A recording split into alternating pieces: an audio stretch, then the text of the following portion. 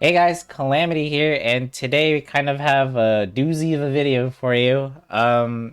With the 3.1 update coming up on Tuesday, as well as the game's second year anniversary, I thought it would be a great idea to make a video, whether you are a returning player or a brand new player to Genshin Impact, if this game is worth your time. So with that being said, this video is going to be split up into two major parts. I'm just going to talk about the gameplay itself in one half, and then on the second half, I'm going to talk about the gacha aspects of Genshin.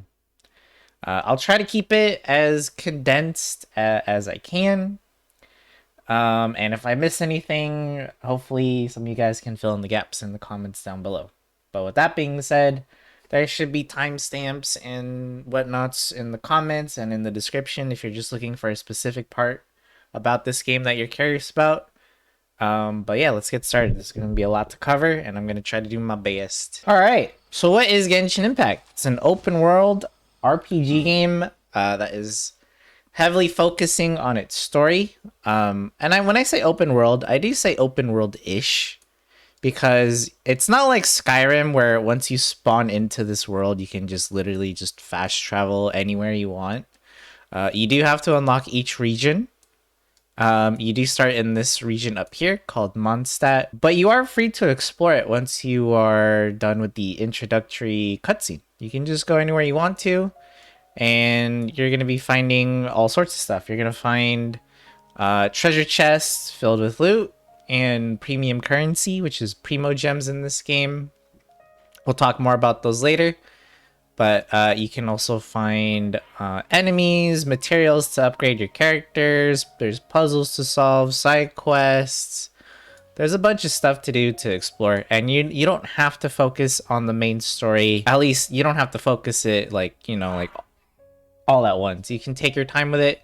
If you want to do a little bit of cutscene or dialogue here, and then maybe take a break and do some exploration, you're free to do that.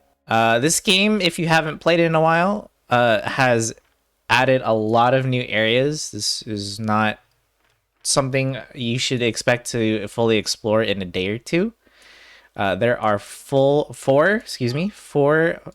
main continents to explore. We have Mondstadt up here.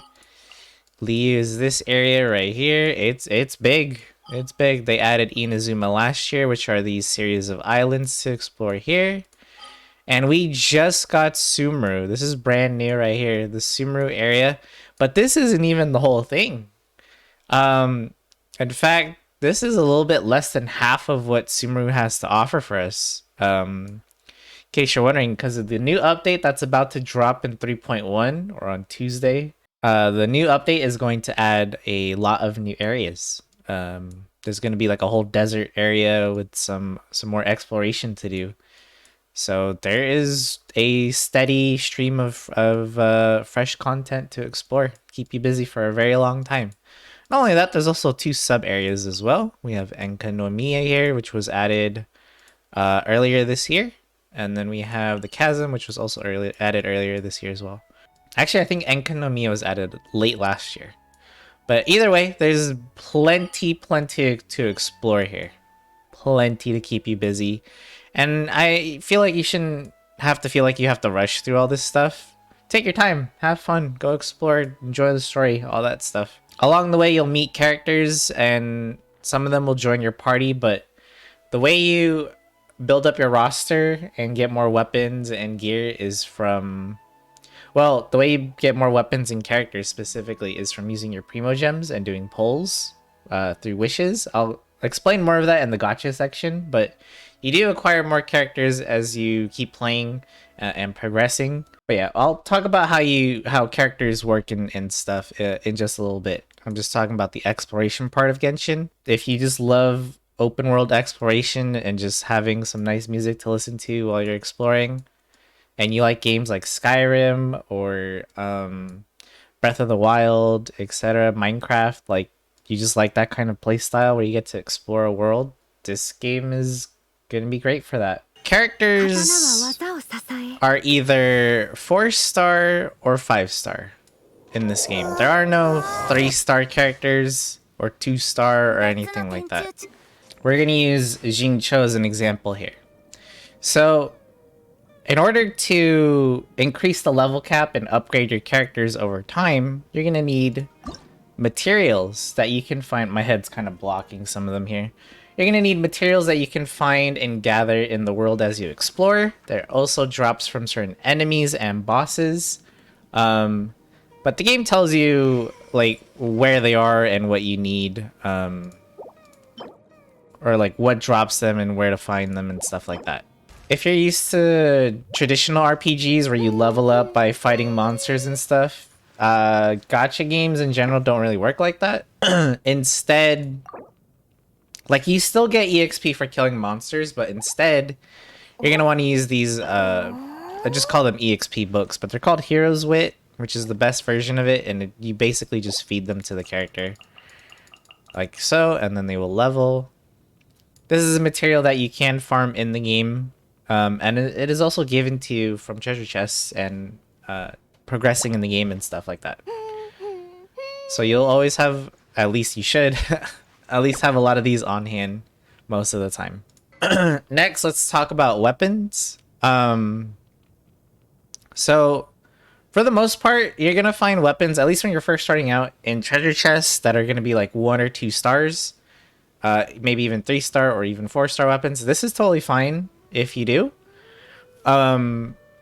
Just in the beginning, just use whatever you just happen to have. It doesn't really matter because you can get by with anything.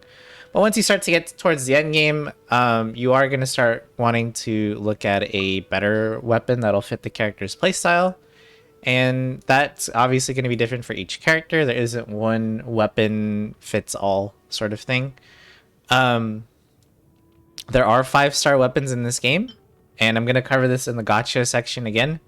But you cannot find 5-star weapons in the just by exploring or just by playing the game. You actually have to use the premium currency or pull for them. But you can craft 4-star weapons, and you can, when you're pulling for additional characters, you can also get 4-star weapons as well. So don't worry too much about it. You'll get a nice arsenal of all sorts of weapons for your characters as you play the game. Weapons also level up. Just the way that characters do, except they use different materials. So I showed you that characters need those hero wits to level up, but for weapons, they instead use the Mystic Enhancement Ore. You can actually just mine this stuff again while you're exploring, and then you go to a blacksmith in any town, and then you can make these. They're also given to you in chests, as well as event rewards and stuff. Next, we're going to move on to artifacts. Just like weapons, you will also find these in chests and just exploring and whatnot, and they'll be given to you. Again, when you're starting out, just use whatever best artifact you have, either if it's a 1, 2-star, 3-star artifact, it doesn't matter. Once you get towards the end game and higher levels and stuff like that, you are going to have to farm for your artifacts in domains, which are basically like dungeons that you can find all over the world. Just like weapons, there is not a one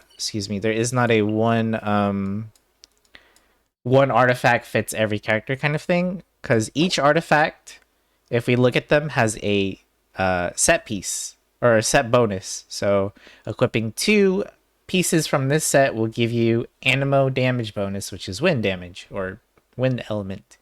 And then there's a 4-piece bonus set, and every artifact or every artifact set has a sort of effect to it.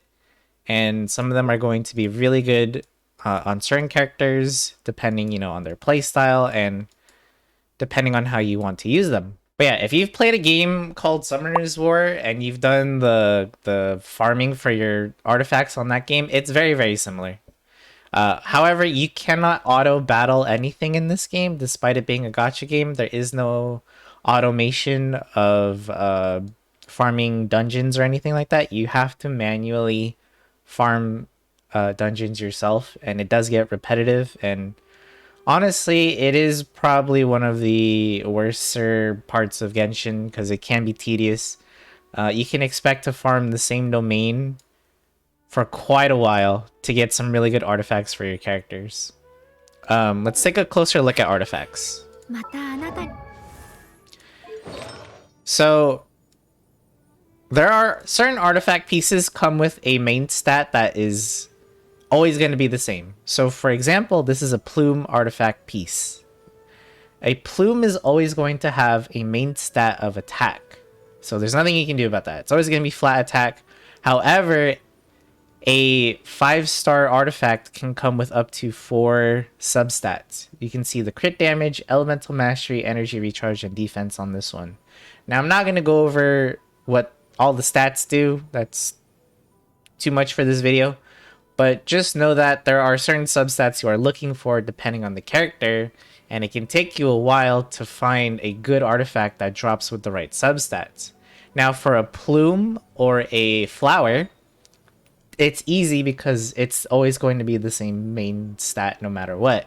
However, once you start getting to the other pieces, that's when it starts to get a little bit more complex. Because the main stat on, let's say this is a sands piece artifact. So for example, this one has attack. But if I go over here, this one has energy recharge as its main stat. If I go over, let's see, is there someone else? This one has elemental mastery as its main stat. This one has attack. Let's see if we can find someone else. Energy recharge. But you see the point is that you're trying to find a certain main stat as well as the substats that are both beneficial to your character, and you can see why this can take a while if the RNG gods aren't in your favor. And yes, it is one of the most tedious things about Genshin is farming artifacts for your characters. Not much that can be said there. And if you have played Gacha games before, then you are familiar with a sort of energy system. And that is how you're going to farm artifacts, is by using it. In this game, it's called Resin. And it recharges very, very slowly. I believe it's like, what is it, like 7 minutes for 1 energy or something crazy slow like that. You can have up to 160. It costs 20 resin to farm a domain. However, there are ways you can get more value out of your resin, but I'm not going to get into that right now. But basically, this game does have an energy system. You are limited to how many runs you can do for a domain or whatever you're farming each day. So keep that in mind. It does have a sort of time limit or gate keeping sort of mechanic, just like most gacha games. You can't just endlessly farm a dungeon like you would in MMO or something when you're trying to farm for artifacts. I'm gonna skip constellations for now because this is more of the gacha aspect of this game. So we're gonna move right on over to talents. Characters kits aren't really that complex when it comes to looking at talents. Each character will have a way of normal attacking with their weapon. Each character can only use the preferred weapon, like only one type of weapon. So our character Ayaka here can only use a sword. That is her main weapon. Other characters can use pole arms, others claymores, bows, and then there is also a catalyst weapon, which is sort of like a ranged book sort of thing. So every character has something called an elemental skill. This is going to be different depending on what the character is. Some characters are healers, some characters are support, some characters are just mean damage, etc, etc. And every character has one of these. It's not like a MOBA where you have multiple skills to juggle through. They just have one. And every character has one burst. This is the equivalent to a ultimate. If you've played other similar games, everyone has one. Sorry, I'm not even on it. This is the burst. This is a special talent that this character has, but it's not a skill or a burst. Sorry, but this is it right here. We can also showcase the combat, which I'm going to do in just a second here, but I'm just showing that every character has a way of normal attacking, one elemental skill, and one burst.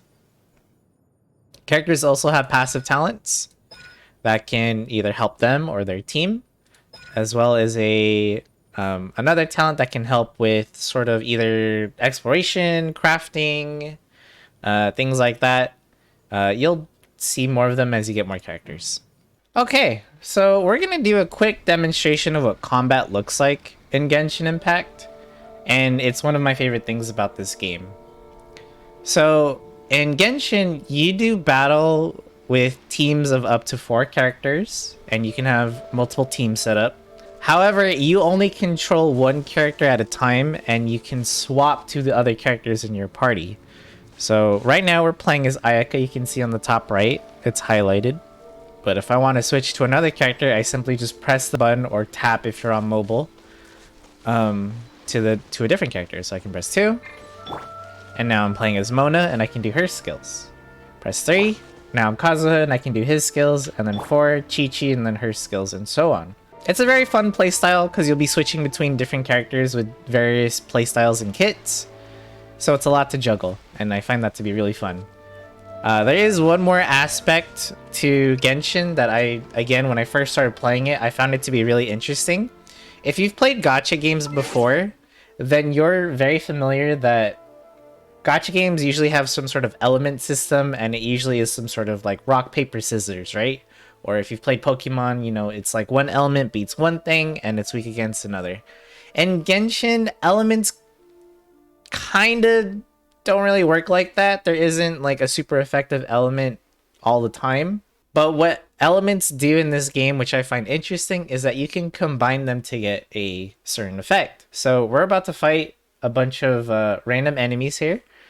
And we're going to use the elements of cryo and hydro. Now cryo is obviously ice and hydro is the water element.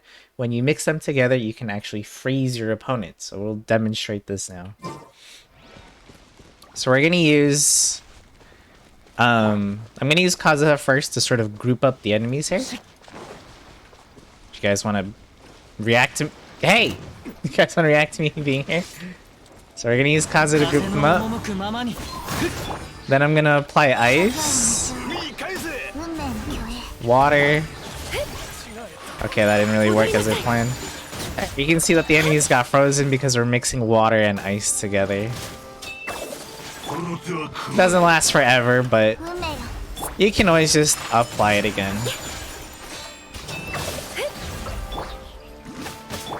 And then we're switching between characters. We can even pull these ones over. I kind of messed up.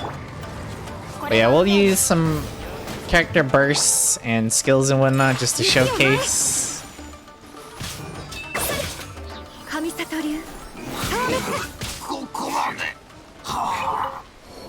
Alright, so that was like a poor demonstration, I suppose, but you saw that I was using the water element and the cryo element there to freeze our enemies. Now, obviously, this sort of strategy won't work on things like bosses because they're immune to being frozen. So keep in mind that you should always try to mix up your strategy when building a team and using and deciding what elements you want to use. Something neat also that Genshin does is that when you're exploring, you can actually use the environment to your advantage. So let's say I didn't have Mona here, who has the hydro element. If I didn't have her, but an enemy was standing in the water, that would still actually count as them being affected by the hydro element. So they would still be affected by water, and then all I would actually have to do is use any cryo character like Ayaka or Chi-Chi here, and they would still be frozen. Another example would be if it was raining right now in the world.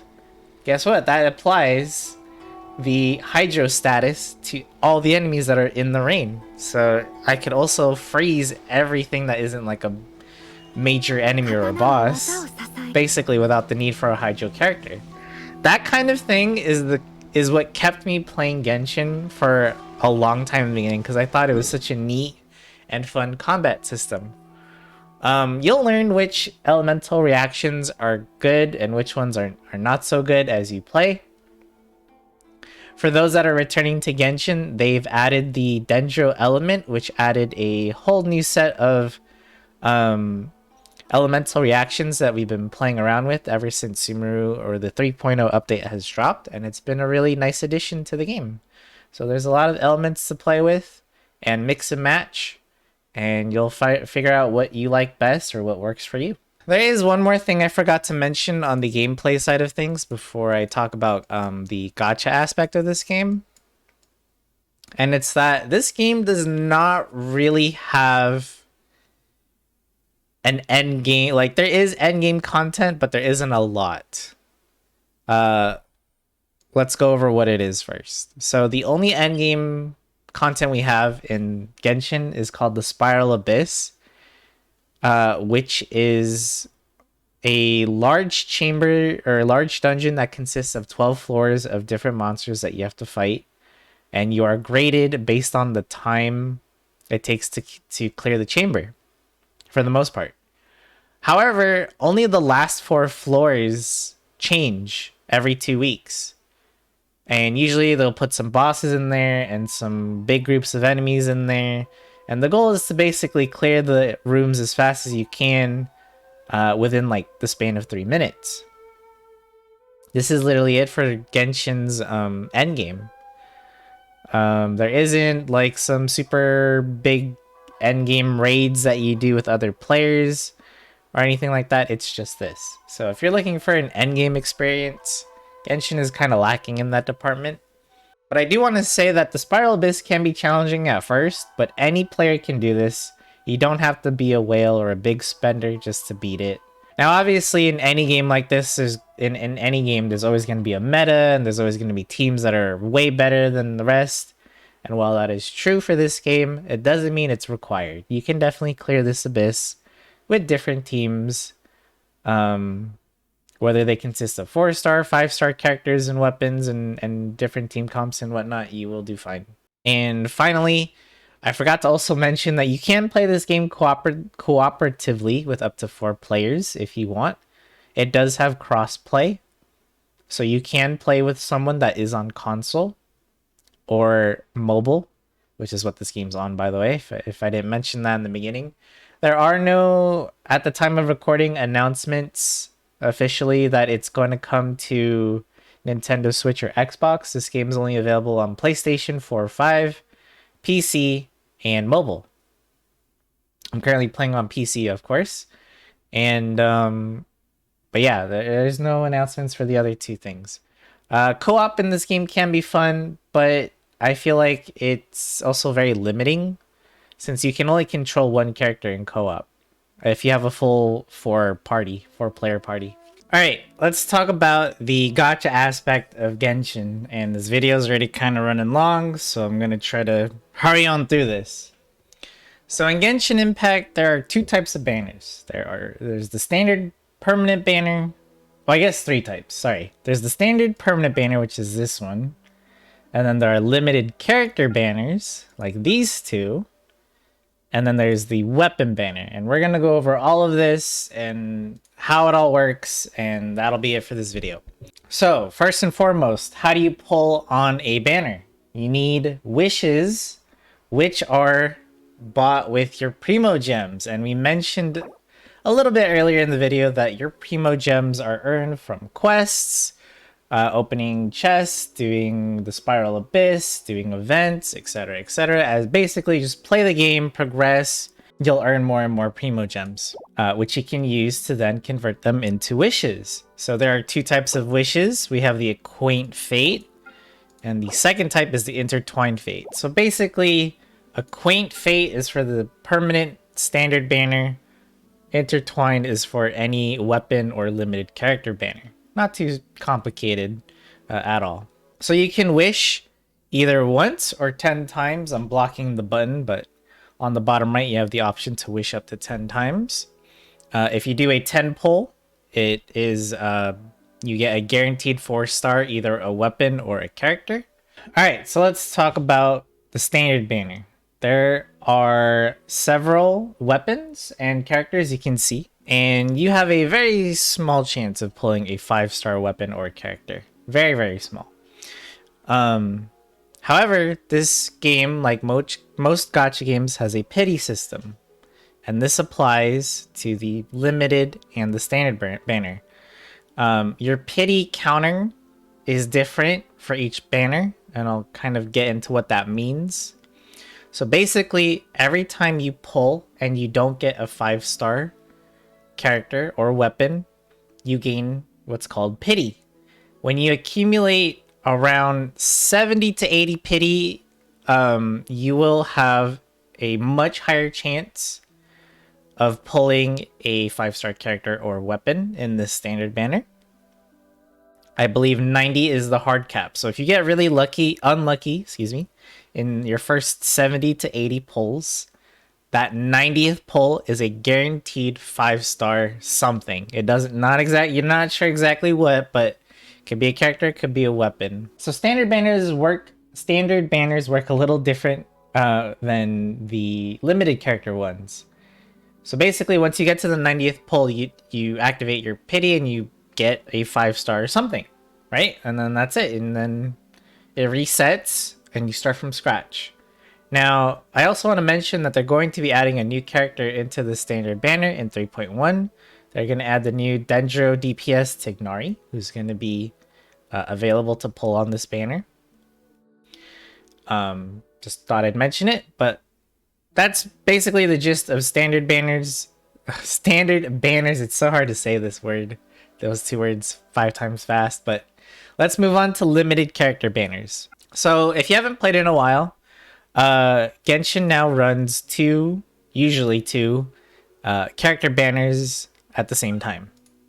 As the name suggests, a character banner has, well, a 5-star character on it, just one, and up to 3 4-star characters as well. We can see on the right, those characters are Jincho, Sucrose, and Dori. Their names aren't up there for some reason. But so basically, on a limited banner, you use the different set of wishes that we mentioned, the intertwined fates. And they pretty much work like the standard banner does, but you have a chance of pulling Ganyu or these characters at a slightly higher rate, but it's not that much higher. Again, do not expect to be really, really lucky and just off pity pull a 5-star character. So the pity system also applies to this banner as well. Now keep in mind, your pity counters for each banner are separate. So separate between standard and limited characters. So what I mean by that is, if you're at, let's say, 50 pity for this banner, that does not mean you're at 50 pity for this banner, meaning you just have to pull 30 times more and you're going to get a Ganyu. That's not how this works. It's separate. So just like the standard banner, when you get to around 70 to 80 pulls, 90 if you're really, really unlucky, you will get a 5-star. Now, it will not be a guaranteed Ganyu. This is what players call the 50-50. When you get to a 50-50, which is your first 90 or your 90th pull on a limited banner, you have a chance of getting the character on the banner. So in this case, this would be Ganyu, or one of the 5-star characters from the standard banner. So it would be either one of these 3 ladies here or the other 5-star standard characters.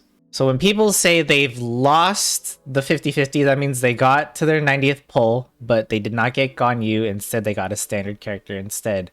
What this means is that you would have to pull another almost 90-ish times, 70 to 90 times, to get what's called a guarantee. Because once you pull on a banner 180 times or around there, you are guaranteed 100% to get the character on that banner. This is why, if you're expecting to pull every single limited character you see on every banner, you're gonna have a bad time. It's just not plausible. Is that the word I'm looking for? It's just not doable with the amount of gems this game gives. Now, don't get me wrong, Genshin has been getting more generous over the years, but they're not that generous. It's true, there are some gacha games that are way worse and way more greedy than Genshin is, but Genshin isn't exactly generous either. So don't expect to always be able to pull or have enough gems to pull on a limited characters banner, which is why so many free-to-play players choose to save their gems, which is what I'm doing right now, until there's a character that they really, really want. Now for me, I'm saving because I already have Ganyu, but that's a different case for each player kind of thing. Something else that I should note is that pity is shared between limited character banners. So what that means is, let's say I pulled on Kokomi's banner instead. I really, really want Kokomi, and I get to the part where I'm at the 50-50, but I lost. And I actually did lose my 50-50. So I got a standard character. That pity would still carry over, by the way, to this banner. So if I did another 90 pulls on this banner, I would get a guaranteed Ganyu. Pity also carries in between banner switches as well. So you'll see on the bottom right, there is a time remaining left for this particular set of characters. And then the new banners will come in. Once those new banners come in, whatever pity I'm at, so let's say I just lost my 50-50, so I'm at 90 pulls. That means the next 90 pulls I do on anyone else's limited character banner is going to be a guaranteed. I'm 100% going to guarantee myself whatever character is on the banner. So that is something to keep in mind when you're spending your primo gems and you're picking who you want to wish for. Hopefully I did a good job explaining the character banners and the pity system. But if you are confused, please ask your questions or feel free to correct me and add more information in the comments below. The last thing we're going to talk about is the weapon banner. It also uses the same wishes that the limited characters use. It uses the intertwined fates. Now, weapon banners differ from limited character banners because of this mechanic here. This is called the epitomized path. So I'm going to cancel real quick so I can show you. Basically, you can choose one of the 5-star weapons that are on a weapon banner. So we have either the Everlasting Moonglow or the Amos Bow. So let's say I really want the Amos Bow. That's the weapon I want from this banner. So I would click on it and then I would click Chart Course. And then you'll see this screen where it says 0 out of 2 fate points. So basically, it's like an insurance system. If I pull on this weapon banner and I continue to pull and nothing, and then all of a sudden I get a 5-star. Let's say I get a 5-star and it's not the Amos Bow. Instead, it's the other one, the Everlasting Moonglow. I would get 1 fate point. Let's say I keep pulling again and then I get another 5-star. Didn't get the bow again. I would get the second fate point. Now that I have 2, the next time I pull on this weapon banner, now I am guaranteed to get the Amos Bow. So it's a bit like of its own pity system. I also want to point out that pity between weapon banners does not carry over like it does on character banners. So keep that in mind. So yeah, trying to get a 5-star weapon isn't really ideal in Genshin. In fact, I do not recommend it to any new players at all. You can get by in this game with just 4-star weapons. In fact, some characters can even get by with 3-star weapons, believe it or not. So I find this to be very unnecessary. This is only for people that really want to min-max like late game, or you really just like the character so you really want a good weapon for them, then by all means. But this is not necessary at all. The epitomized path, by the way, is not a guarantee. It's still like doing 180 pulls basically, or even more. Because on a character banner, you do 180 pulls, you're getting a guarantee, assuming you're starting from 0. Here, you would have to do 180 pulls, assuming you're, I'm taking the worst case scenario here though. If you're absolutely unlucky and you don't get the weapon you chose, you would have to do 180 pulls to get the 2 fate points, and then you would have to do another, I believe it's 70 or 80 for the hard cap on a weapon banner. I forget, I don't really pull on weapon banners. So you would actually have to do way more pulls on a weapon banner to get the weapon that you want compared to the character you want. So just keep that in mind, that this system for the weapon banners is actually worse than the character ones. Now, characters, I will also say the same thing. You do not need every 5-star character in the game to do well. You can do well with just 4-star characters. In fact, when I first started playing, my team was mainly just 4-star characters. And this might be a surprise to some of the Gacha veterans, but 4-star characters in this game are actually some of the best units in the game that we have. There are also several other characters that are just 4 stars. that also do well. And you can do all of the content in the game with just 4-star characters. So with that being said, my advice to new characters is just pull for who you want and pull for who you think looks cool to you. So when you're first starting out, feel free to save your gems for a character that you want to add to your team because you like them, either for their personality or their playstyle. Limited banner characters can always come back. It does take like some characters have had reruns faster than others. That's true. But don't feel like it's FOMO because you're not pulling on a character banner. Like it's not like if you miss a character banner, that's it. They're gone forever. They're never going to come back into the game. That's not true. Oh, but yeah, if you want to find out if a character fits your playstyle, whenever a new banner is released, they also have character trials that are available to you in the game. So you can actually try out the characters, see their skills, see their attacks, see their, talents, playstyle, and see if it's something that you would be interested in pulling for. That being said, I want to talk about the last aspect of the gacha system, which has to do with constellations. So what are constellations? They are buffs to a character that are unlocked from you pulling copies of said character. So you'll notice in this particular character's constellation menu, this means I've only pulled Ayako once. So I have her at C0. If I were to pull on a banner that had Ayaka featured on it again, and I happen to pull her, then I would get one constellation and she would be at C1. So without having to go into detail about all the constellations in the game, just understand that constellations are basically buffs to the character. They buff the character in some way, either just more damage to them passively, they increase a skills damage or a burst damage, or they add something to it, etc, etc. Now, for 5-star characters, don't expect to C6 them as a free-to-play player. This is definitely something for the whales or the big spenders out there.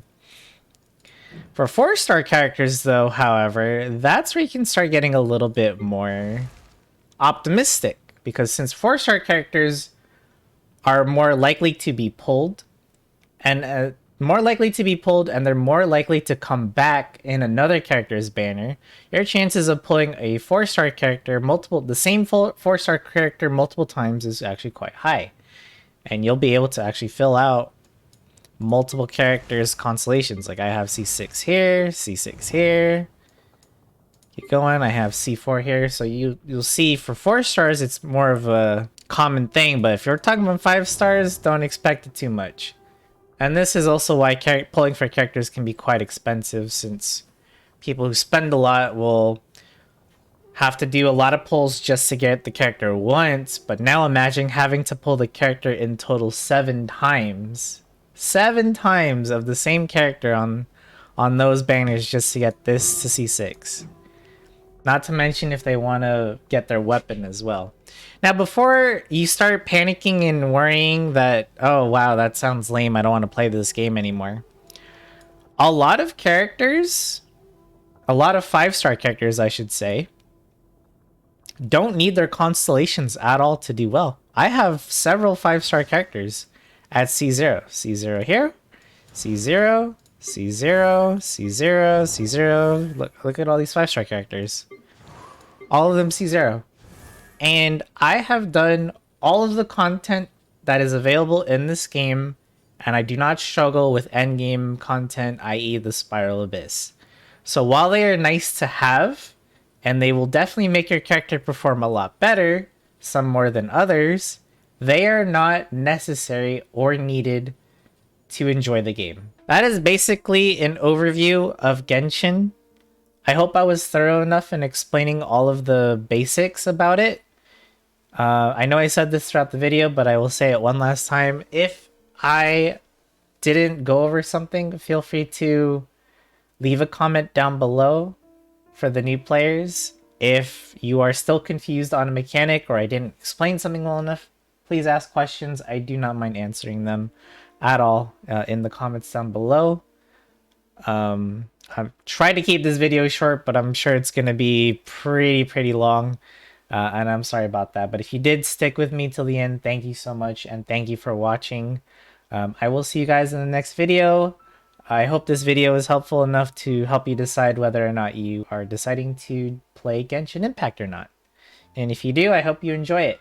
I'll see you guys in the next one. Take it easy.